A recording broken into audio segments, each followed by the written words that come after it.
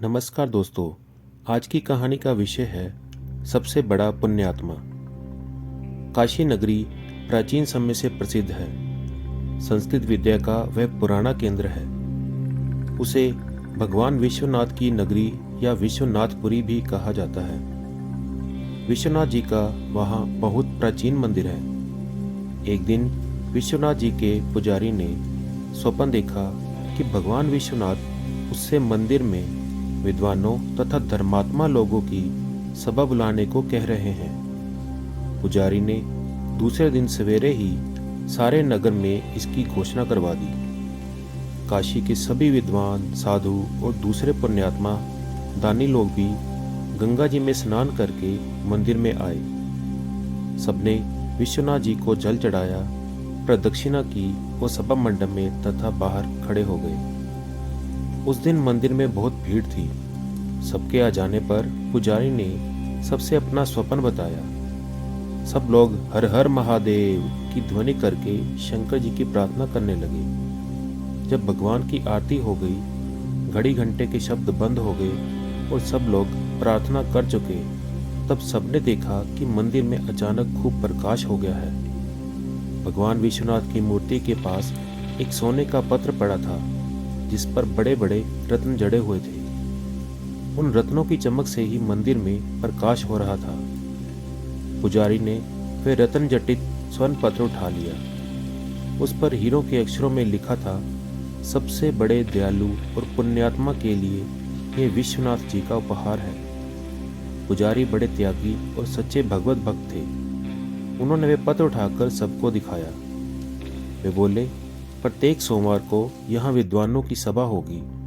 जो सबसे बड़ा पुण्यात्मा और दयालु अपने को सिद्ध कर देगा, उसे ये स्वर्ण पत्र दिया जाएगा। देश में चारों ओर ये समाचार फैल गया।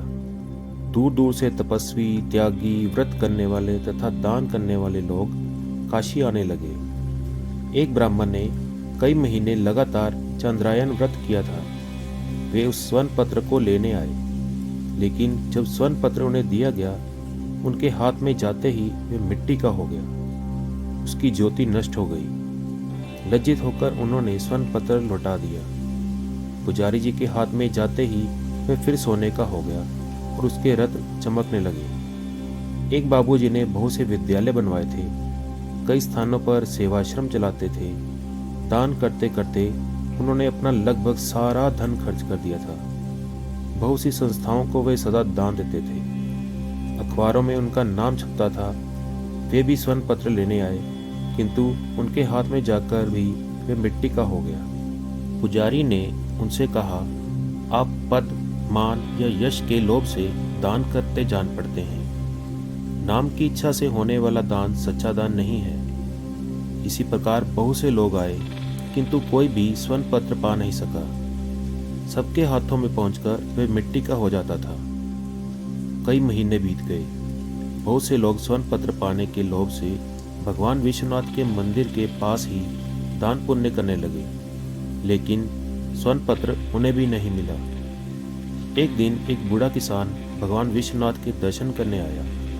वह देहाती किसान था। उसके कपड़े मैले और फटे थे। वह केवल विश्वनाथ जी का दर्शन करने आया था। उसके पास कपड़े में बंधा थोड़ा सत्तू और एक फटा कंबल था। मंदिर के पास लोग गरीबों को कपड़े और पूड़ी मिठाई बांट रहे थे, किंतु एक कोढ़ी मंदिर से दूर पड़ा कराह रहा था। उससे उठा नहीं जाता था। उसके सारे शरीर में घाव थे। वह भूखा था, किंतु उसकी ओर कोई देखता तक नहीं था। बूढ़े किसान को कोढ़ी पर दया आ गई। उसने अपना सत्तू उसे खाने को दे दिया और अपना कंबल उसे ओढ़ा दिया। वहां से वह मंदिर में दर्शन करने आया। मंदिर के पुजारी ने अब नियम बना लिया था कि सोमवार को जितने यात्री दर्शन करने आते थे, सबके हाथ में एक बार वे स्वर्ण पत्र रखते थे। बूढ़ा किसान जब विश्वनाथ जी का दर्शन करके मंदिर से निकला, पुजारी जी ने स्वर्ण पत्र उसके हाथ में रख दिया। उसके हाथ में जाते ही स्वर्ण पत्र में जड़े रत्न दुगने प्रकाश से चमकने लगे। सब लोग बूढ़े की प्रशंसा करने लगे। पुजारी जी ने कहा, यह स्वर्ण पत्र तुम्हें विश्वनाथ जी ने दिया है। जो निर्लोभी है, जो दीनों पर दया करता है, जो बिना किसी स्वार्थ के दान करता है और दुखियों की सेवा करता है, वही सबसे बड़ा पुण्यात्मा है। हर हर महादेव। दोस्तों, अगर आपको ये कहानी अच्छी लगी तो प्लीज़ इसे लाइक कीजिए, शेयर कीजिए और मेरे चैनल को सब्सक्राइब करना न भूलें।